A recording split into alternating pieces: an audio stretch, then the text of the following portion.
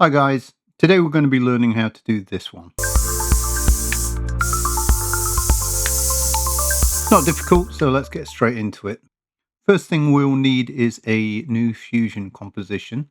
Let's go to our media pool just here, right click in a blank space and new Fusion composition. We're going to call it spray on. And I'm going to drag that in and just make it roughly the same length as the previous one.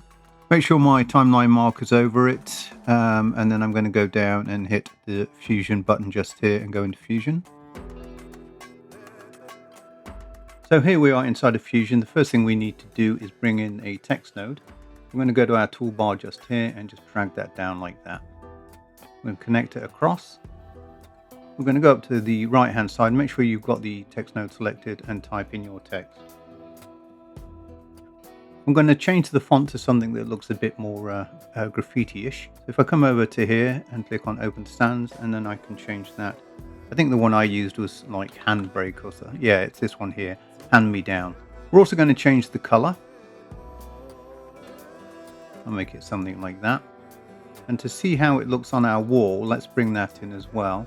So I'm going up to our media pool here on the left hand side, grabbing the wall, bringing it in. Good housekeeping, F2. Call it wall. Then what we need to do is grab the pick whip here and connect it into the text like that. Now the wall has come in as a foreground, so we need to swap that. We know it's a foreground because of the color of that string there. So click on the merge, right click and go up to swap inputs like that. Let's go back to our text node and let's increase the size of that. I'm just going to change the color a bit as well. Yeah, something like that. Right, now in order to animate this, we need to bring in another node. So let's click on our text node, go Shift Spacebar, and we're looking for a mask paint, which is the second one down here. We're going to click on that and add that. Our text completely vanishes, so we need to come over to the right hand side, and under mask here, we need to click Invert. We then need to go up to the top bar, and if you see here, you've got all these brushes and things. We need to go over the one that says stroke, which is this one here. So click on that. We then need to come back to the right hand side, click on controls and open up all these windows. On the very bottom window, where it says all frames, we're going to change that to right on like that. We're going to go to frame 0. Looking at our brush, that's a bit too small, so I'm going to increase the size of that brush. Yeah, and I'm also going to take the softness down to 0. Holding the left mouse button, we can write over that text. If I accidentally let go, it releases the process and you can't carry on. It won't record it down here. So what you need to do is hit Control Z, and make sure you get it all in one stroke. Take your time because we are actually going to speed this up at the end.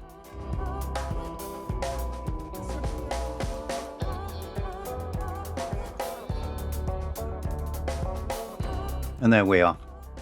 Now if I go back to the beginning and hit play, our text will start to come off. And we need to go up to the right again, and on that mask, make sure we invert that. The first thing you'll notice is that the text plays back incredibly slow, so we need to fix that. And how we do that is we come up to the top bar, and next to the spline window, you'll see one that says keyframes. Click on that, and it'll bring up this window here. If it doesn't go straight to here, what you need to do is click on the mask paint here, go down to stroke 1 and click on end, and then you'll get this like that. All these little white marks that look like a barcode, we actually need those, so we're going to select them all. Then we're going to right click on them, go up and hit time stretching.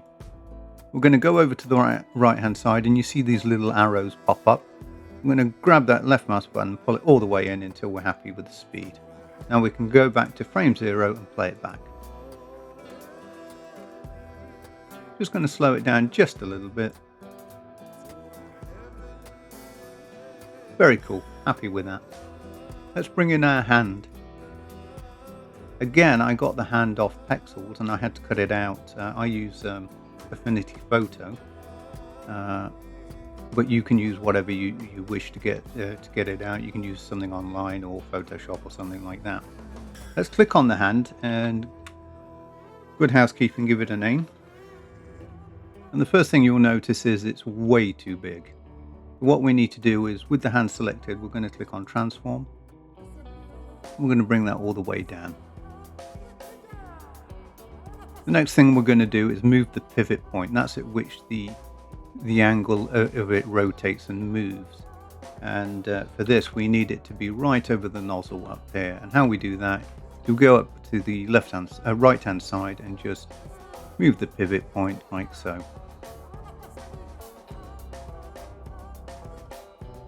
Right, to save ourselves some headache, we're also going to create the spray as well. And how I did that was got a background node, dragged it in, put it in the window, went over to the right. Where it says solid color here, we need to change that to a gradient. We're going to go to this one here and change it to like an orangey. Going to go to the second one. I'm going to click on that and we'll choose another color, something like that. But this is the important part. You need to now go down, and where it says alpha, you need to take that all the way down to 0 like that. Now, if I create a merge by coming here, I can actually merge those two clips together. If I put them in the window, what we need to do is on the spray, let's rename that as well, F2, we need to add a transform to it. So we go here on the toolbar, hit transform. There we are. Now what we need to do is we need to size that down, rotate it, and make sure that the pivot point is at the end, somewhere like that. Then what we're going to do is, because it's looking very squarish, we're going to click on the spray and we're going to add a B-spline mask here. We're going to invert the mask so we can see where we are. And then we're just going to make a spray shape like so. And then we're going to go back to the mask and invert it back like that. We're going to grab the soft edge and increase that all the way up like that. And this yellowness here, the way you cure that is if you click on the background like that, what you need to do is mess around with these 2 points here. Probably drag this one out like that. There we are. That softens it right out and that looks real. Right, next thing, we need to go below this merge down here and click transform again. And then that way, when we animate, we're actually animating both things at the same time. So let's go right to the beginning where it just comes on. Let's move our hand over there and click a keyframe on center X and Y. Now what we need to do is go 5 frames forward. So we're going to go to frame, say 8, and we're going to bring our can and up a little bit like that. Go 5 frames forward again, so we'll go to frame 15. And we need to bring our can over again like that. Down a little bit. Go to frame 20. Bring our can right down and across like that. You get the idea. Every 5 frames, just move the can into a new position. So I'm going to speed this up and I'll get back to you after we've done the speed up.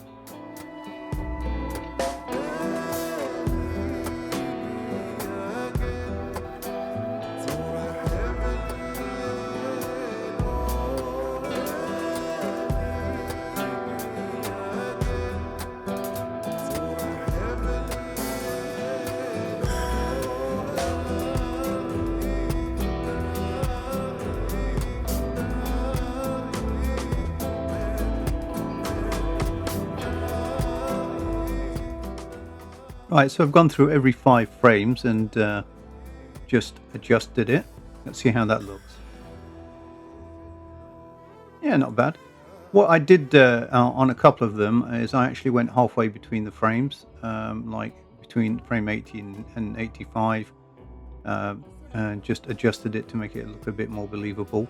Now what we need to do is we need to go to the very first frame, which is frame 2. We need to go to frame 0 and just bring everything down so it's off screen like that. We also need to do the same at the very end. Frame 90, yeah, that's already off. But the spray is still on as he comes down like that, so we can fix that. And how we fix that is if we go to the B spline, what we can do is create a keyframe on the size. Go back to say frame 80 like that, create a keyframe on the size again. Make sure you're on the B spline. And then on this one, I've moved forward to frame 85, take the size all the way down to 0 like that. And then what should happen is, he finishes the spraying. There we are, hand goes off screen. Let's do the same for the beginning. His hand comes up and it's spraying. So on frame 0, what we'll do is we'll create a keyframe on the size. Again, make sure you're on the B spline. Go to say frame 4, create another keyframe, and then go back to that first one and take that all the way down to 0. And then his hand will come up and then start to spray. Right, let's add in our women. The women were originally a part of the photograph, but I decided to cut them out. Here we are. I'm going to connect that across like that. Let's pull it in as a mask. It's not very good, is it? Let's do that again. So we Pickwick there we are, there's our girls. Let's do an F2, rename it. And we want our girls to come in just as the painting has been finished. So we're going to click on the girls and add a transform. Let's go to where the painting just finishes, which is around frame 90. On frame 90, we're going to click a keyframe on center X and Y. We're going to go forward to say frame 120, just there, and click again. We're going to go back to that original frame 90, and then we're just going to pull it down on the X like that. Then what we're going to do is go right to the end. Let's just have them drift a little bit, so like that. Let's see what that looks like. Yeah, not bad.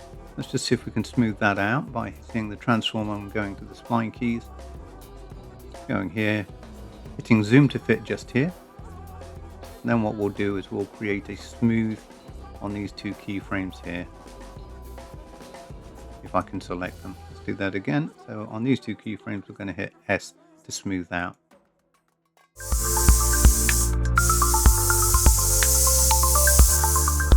I hope you enjoyed that.